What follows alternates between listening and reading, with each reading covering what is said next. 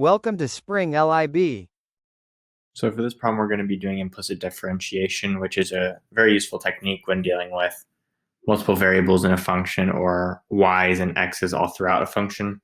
So what we have in this case is that the cosine of xy is equal to 1 plus the sine of y.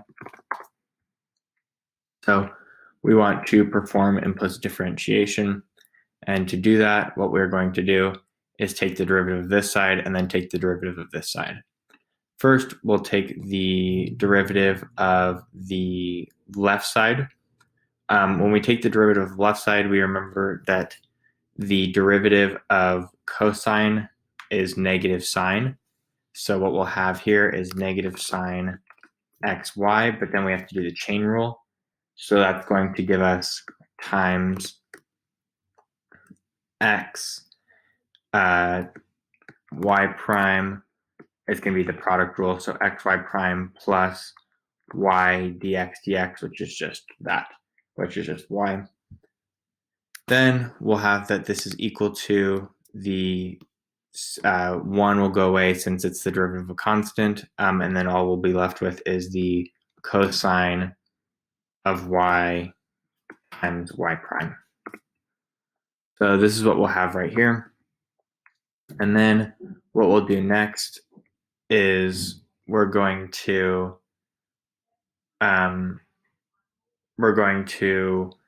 add x sine xy to both sides.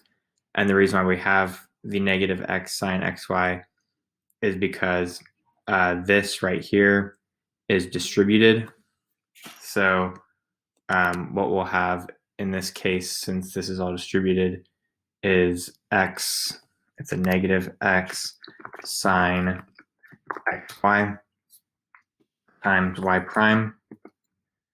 And then that's minus sine of xy.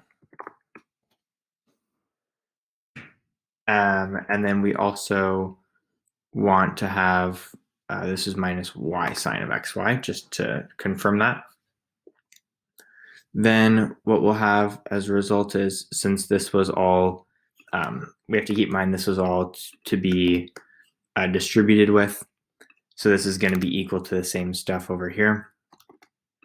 Then our goal is to ultimately isolate the y prime. So we're going to add x sine xy y prime on both sides.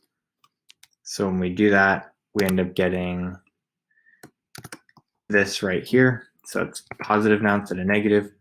We can factor out the y prime, and we'll get a positive here. So it'll be plus all this. And then lastly, we can just divide this whole thing right here. When we do that, we end up getting this as our answer for y prime. It's negative sine xy over cosine y plus x sine xy. And that's our dy dx and our final answer.